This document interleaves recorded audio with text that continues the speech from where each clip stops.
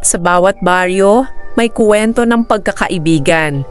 At may ilang pagkakaibigan na unti-unting nagiging pag-ibig. Ito ang kwento ni Marco at Lia. Dalawang batang lumaking magkasama. Dalawang pusong hindi alam na isang araw, susubukin ng panahon. Makababata. Lia, bilisan mo, mahuli tayo sa klase! Sandali lang, tinatali ko pa ang sapatos ko! Hindi man sila magkapatid, ngunit sa puso ng buong baryo, magkababata sila at halos hindi mapaghiwalay. Naglalakad silang magkatabi, nagtatawanan, nagkukulitan, wala silang alam na balang araw magbabago ang lahat. Matapos ang klase, naglalakad sina Marco at Lia pauwi. Mainit ang sikat ng araw ngunit malamig ang simoy ng hangin. Huminto sila sa ilalim ng isang malaking punong akasya. May lumang gulong na nakasabit bilang swing.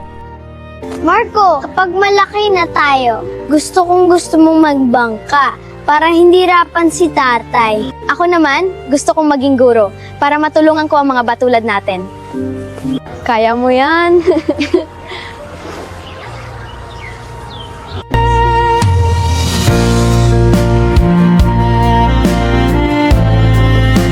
Hindi pwedeng mabura yan. Kahit mabura sa lupa, hindi mabubura dito.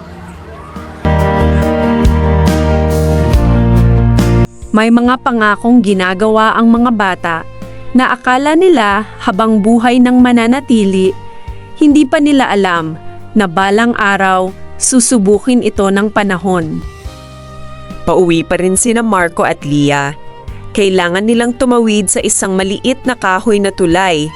Biglang napansin ni Lia, may maliit na kuting na naiipit sa gilid ng sapa. Umiiyak ito. Biglang lumabas ang matandang babae. Mga bata pusa ko yan. Akin yan, salamat. Oh. Ang tunay na kabutihan, makikita sa maliliit na gawa. Habang naglalakad pa uwi sina Marco at Lia, napansin nila ang isang matandang lalaki. Nahulog ang dalang kahoy. Nagkalat ang mga ito sa daan. Hindi makayuko ng maayos ang matanda. Tahimik na lumapit si Marco, isa-isang pinulot ang mga kahoy. Tinulungan naman nila ito na itali ang mga ito. Ngumiti ang matanda. Salamat, sabi ng matanda. Huminto sina Marco at Lia sa maliit na burol. Tahimik nilang pinanood ang paglubog ng araw. Balang araw, matupad din ang mga pangarap natin. Mahangin, tahimik ang paligid. Ngumiti si Lia. Magkatabi silang naglakad pa uwi. Unti-unting nagdilim ang langit. Huminto sina Marco at Lia sa ilalim ng matandang puno. Tahimik ang paligid. Marahang umihip ang hangin. Napulot ni Marco ang isang maliit na bato. Inilagay niya ito sa ugat ng puno. Ginaya siya ni Lia. Nagkatinginan sila. Ngumiti. Walang sinabi. Magkasabay silang tumingin sa malawak na palayan. Minsan, hindi kailangang sabihin ang isang pangako kapag pareho itong nararamdaman.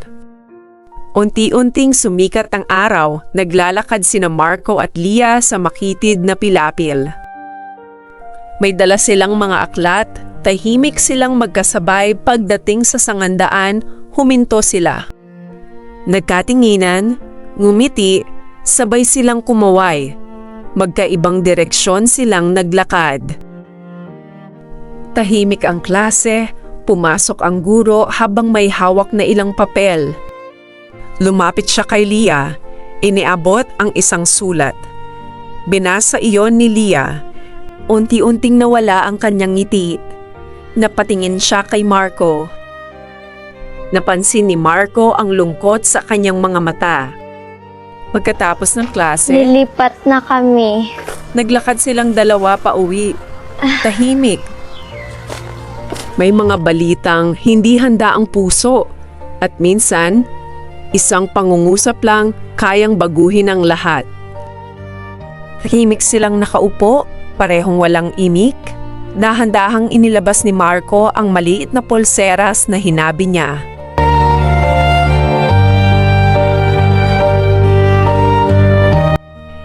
Hindi lahat ng alaala kailangang sabihin. May mga pangakong tahimik lang na iniingatan.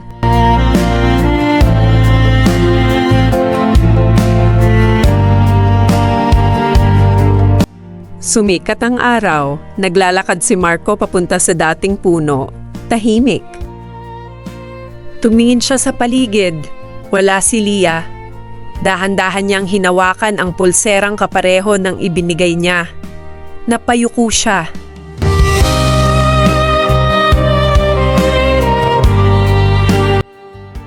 Nakahawak si Leah sa kamay ng kanyang ina, huminto siya, lumingon sa malayo. Parang may hinihintay, tahimik siyang humawak sa pulseras. Pumasok sila sa bus, habang umaandar ang bus, tahimik na pumatak ang kanyang luha. May mga paglalakbay na hindi gustong simulan, pero kailangan para sa kinabukasan. Tahimik ang kwarto. Nakasulat si Marco sa lumang papel. Huminto siya, tinitigan ng sulat. Hindi niya ito tinapos. Tinupi niya ito. May mga salitang hindi na ibibigay, hindi dahil nakalimutan, kundi dahil masyadong masakit sabihin. May iniwan para sa'yo. Nanlaki ang kanyang mga mata. Pareho iyon ng sulat kamay ni Leah. Dahan-dahan niya itong hinawakan. Hindi niya muna ito binuksan. Maingat na binuksan ni Marco ang lumang sobre. Isang sulat ang nakatiklop sa loob. Tahimik niyang binasa ang bawat salita. Habang nagbabasa, unti-unting pumatak ang kanyang luha. Marco, salamat sa lahat ng alaalang ibinigay mo. Sana, hindi mo ako makalimutan. May mga liham na dumarating kapag huli na ang lahat. Pinulot ni Marco ang maliit na papel. Isa pala itong lumang litrato. Nakangiti silang dalawa ni Leah sa ilalim ng malaking puno. Sa likod ng larawan, may maikling sulat. Hintayin mo ako, babalik ako. Napapikit si Marco. Mahigpit niyang hinawakan ang larawan. Ang pag-asa, minsan, nabubuhay sa isang simpleng pangako. Isang dalagang nakasuot ng simpleng puting damit ang dahan-dahang bumaba. Hawak niya ang isang lumang bag. Huminto siya, tumingin sa paligid ng baryo. Parang matagal na niyang hindi nakita ang lugar. Nahulog ang lumang larawan. Napansin ito ni Marco. Pinulot niya nang makita ang larawan. Nanlaki ang kanyang mga mata. Pareho iyon ang larawang hawak niya kagabi. Dahan-dahang lumingon si Marco, ngunit naglaho na ang babae sa dami ng tao. Tahimik ang lumang bahay. Huminto ang dalaga. Dahan-dahan niyang hinaplos ang lumang kahoy na bakod. Napangiti siya. Nagkatinginan sila, tahimik. Leah, Unti-unting namuo ang luha sa kanilang mga mata. Tumango ang dalaga at niyakap niya nagnanay ni Marco. Patakbong dumating si Marco, huminto siya. Hindi siya makapaniwala. Tahimik lamang silang nagkatinginan. Unti-unting ngumiti si Leah. Bumalik ako, sabi ni Leah. Hindi nakapagsalita si Marco. Tumulo ang kanyang luha. Dahan-dahan siyang ngumiti. Sa kanilang muling pagkikita, sa malayo, isang itim na sasakyan ang nakaparada. May lalaking nakaitim na tahimik na nakatingin sa kanila. Hindi makita ang kanyang muka.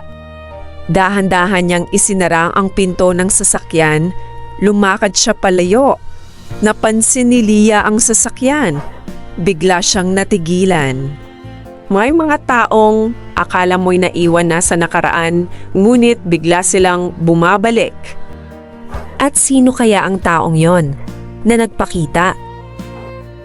Abangan ang susunod na kabanata.